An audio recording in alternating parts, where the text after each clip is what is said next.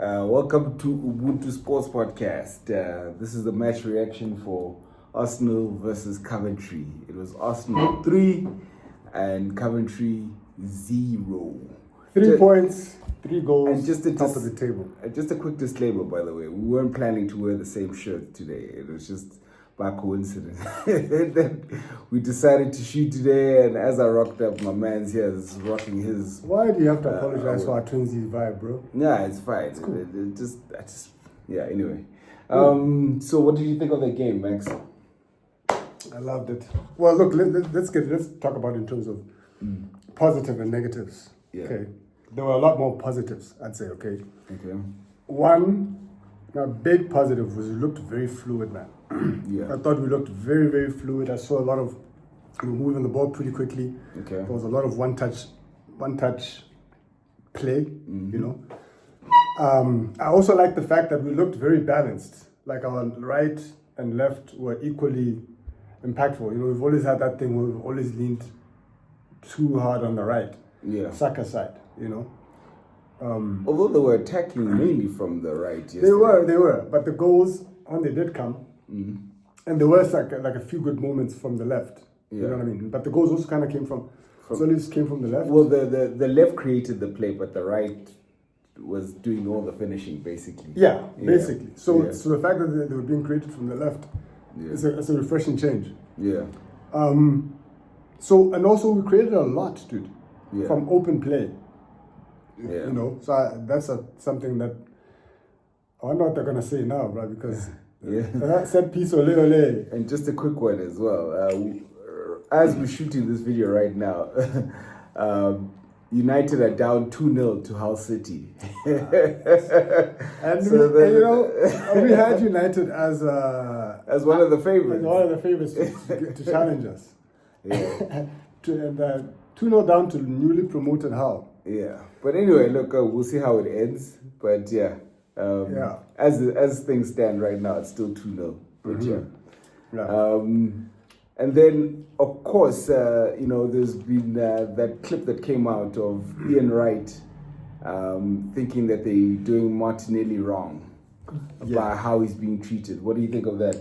That's actually what I had down as my only negative from the game. So I don't even have any negatives in terms of how he played. But the negative thing out of the whole thing for me was this Martinelli situation.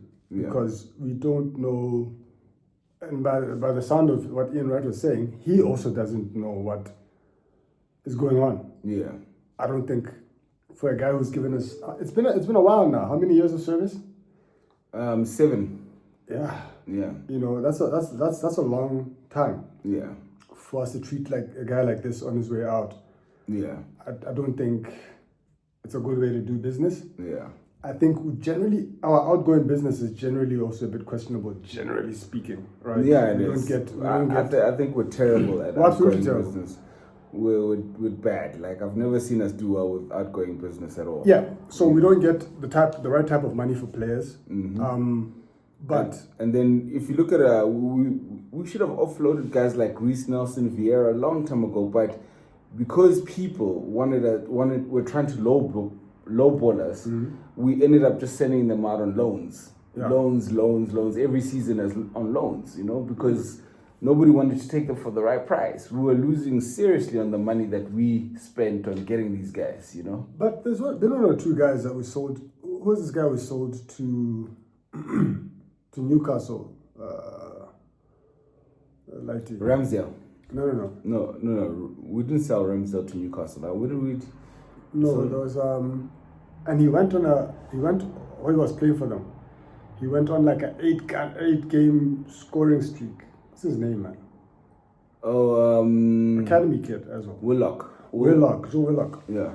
We got a good amount for him. Yeah. Like about 35 mil. Yeah. You know? But that's because Newcastle don't mind paying. They've got the money, bro. They've got the money. But these are the teams.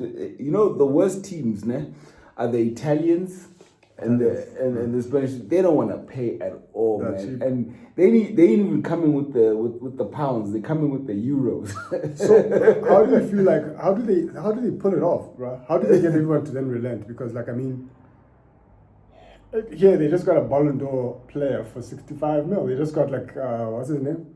They just got Rodri for like 65 mil. Who, Barca? Barca. I don't know how they Like- do, but and yet they don't want to spend just a young 30 euros on Rashford. Imagine. Yeah, you know what I mean. 30 mil for Rashford. Like anybody else, I was looking at that thing. I was like, listen, I don't really. And then they went don't and really want- no, and then they went and spent 80 million pounds on Gordon. Imagine that. Make it make sense, bro. Like I don't even want Rashford like that, right? Yeah. But at 30 mil, I was like, what? 30 mil? What? No, let's have a conversation about it because it's 30 mil. Yeah. You know. Yeah. But yeah, anyway, that's Barca. Like we need to do some because the guys that we have gotten Yeah. rid of, Yeah. it's all like under like 15 or mil or less. It's like it's ridiculous, bro. Yeah. It's absolutely ridiculous. I don't care who you are, bro. Yeah. Even if you're a how, Yeah. you must break yourself, man. I pay like Yeah. 20 mil or something. Or something, man. You know. But you know, And you're buying- We're so desperate to get rid of Jesus's wages. I bet you Jesus is gonna go for under 20 mil. Yeah. Huh? I mean that's the type of prices I'm hearing. That's the type of prices I'm hearing. Can we at least endeavor to like break it? Because how much did we get them for? We got them for what? I We don't got them know. for like 50. But with those and that price, all it makes up for is just the wages that we were probably going to pay him for the remainder of his contract. You know what I mean? Yeah, look. So that's what because at 250k a week, 265. Let's go 250 for simple maths. That's a mil a month. That's a mil a month. That's 12 mil in a year. Yeah. So so for selling, that's exactly what they're doing. They're Yeah. just making sure they don't. No, that's true. So anyway, we have to see how the rest of the teams do this game week, my man. Yeah. You So know? I mean, so we did our job. I see you also in the fantasy there. You're making the points. You're climbing. And you know Well, I why? mean, it's the first You know game. why? Because I backed my team. Oh, This is what you guys get for not backing your team. I backed my team. You Saka know- was my captain. No, I that had- was a I good had- pick by making Saka your captain. For me, it was just too risky to put Saka in. I wasn't quite sure if he was going to play a full 90 minutes, although he didn't play a full 90 minutes. But they at least gave him the first 60, Yeah. to do his thing. I see also a friend of ours called Reba also got Odegaard and made Odegaard captain. And that was also smart and wise because we could see the whole of preseason Odegaard, as well as in the World Cup, was playing extremely well. This is another big positive I wanted to talk about from the game. Yeah. Odegaard. Yeah. Odegaard, he's now I think we can be sure that it wasn't like a one game thing. Yeah. He is back. I hope so. He is back in full effect. I hope and here's what I noticed about him. He just mustn't get injured. That's it. Yeah. Just don't get injured. Oh, he does. Look, he's not like made of glass. We're talking about He injuries. is, bro. Last year, those injuries were soft, my man. Yeah, but You before know what I last mean? season, it's not like he had this pattern of always being injured. Like Havertz. Havertz is a guy that, Is he what? Is he glass? yeah, Havertz is Mr. Glass. Like this is, I've got a very love-hate relationship With this guy Havertz, because yeah. If Havertz could give us a full season, do you think he'd bang minimum 20 goals? Huh? I think so. In I the think Premier so. League as well, not just in all I competitions. don't know. I don't know that he gets 20 in the Premier League. But I don't know, if he had a full season, Yeah. it's possible. Yeah, it's possible. I It's think I possible. could see him do it in the And if Premier League. they give him a couple of penalties as well, because even with who's his competition? Gyökeres. Yeah. Gyökeres got a lot of penalty goals. Yeah. Penalties. So if they gave him some penalties, you would definitely get to 20 goals. Yeah. But he's not a penalty taker. A penalty taker is Saka Saka. in the absence of Gyökeres. Oh, yeah. So while we're on that, the striker debate, is it safe to say that Havertz is number one? Yeah, although I don't think we needed to use him in yesterday's game because I think Kai is a big game player. Kai is one of those but all these normal games, I think we should be using Gyökeres, and then when we need them, especially to save, we know that Kai is lost, right? To save his legs, to make sure that thing, we only bring him in for the big games. Kai is not shy of the big games. That's one thing I know for sure. I'll say this. I'll say this.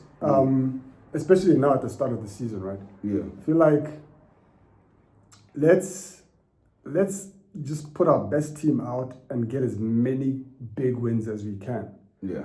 Just let's give ourselves a strong goal difference. Yeah. You know, because this league is tough, but it will come down to goal difference. Remember last season when it was looking like neck and neck with City, we knew that we needed to have more points because on goal difference we were nowhere close. Yeah. Right. So let's just score goals right now. Okay. Let's score lots of goals. Yeah. And then we can start doing that resting stuff later. But also, like, I want to see what our strongest team is because, man, apparently Arsenal has not been able to play Odegaard, Saka, and Havertz in the same lineup since God knows when. Yeah. Right? And every time it does happen, look at us. We look so fluid. Yeah. Havertz's movement, and then Lowe also has insane movement. Yeah. My new favorite player. Solis. Yeah. The Greek Sanchez. Yeah. I mean, I was impressed with a lot of players yesterday, to be honest with you. I was impressed with Skilly, very demanding and doing his thing in the middle, but of course he's not doing it against a tough opponent, but he still stood his ground. He did. I was impressed with Benny Blanco. Yeah, man. Shout out to Benny Blanco. Hey, man, we missed those overlapping runs there, assisting Saka. You know, Man, he gave listen. Saka options, man. Dude, you know those options.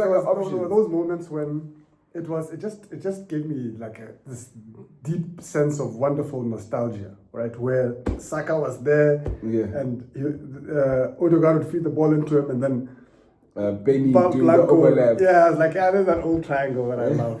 That where it's like you see it, you've seen it 1,000 times, and here it goes again, and there's nothing you can do about it. There's absolutely nothing you can do about it. And then Madueke, bro. Hey, that guy. Don't kill the mood, bro.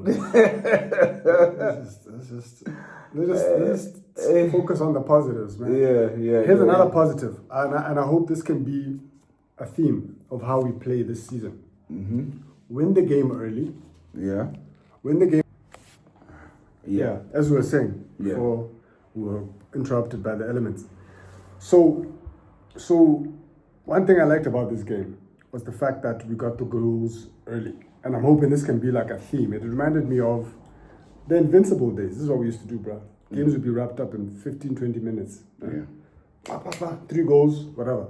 So we scored early goals. By the 60th minute, this game was over. Yeah. Right, which then allowed us to make early changes. Yeah. Which is great because we're not going to have this situation where we're having to play guys deep into the 90th minute. No.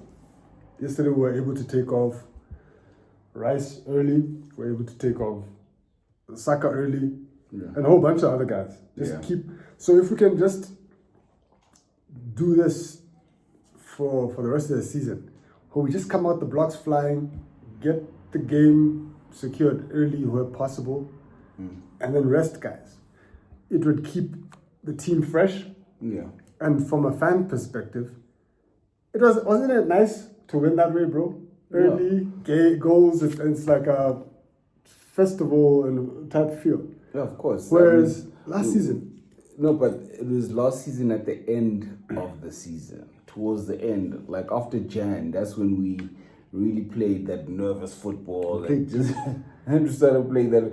In fact, to be honest with you, when we really started doing badly last season and we weren't playing good football at all, is after the United the Manchester loss. Yeah, at the Emirates. Yeah, that game was the start of a lot of problems. Yeah.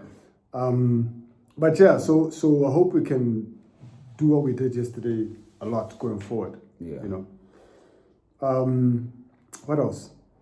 So now I guess now it's just about watching the other teams.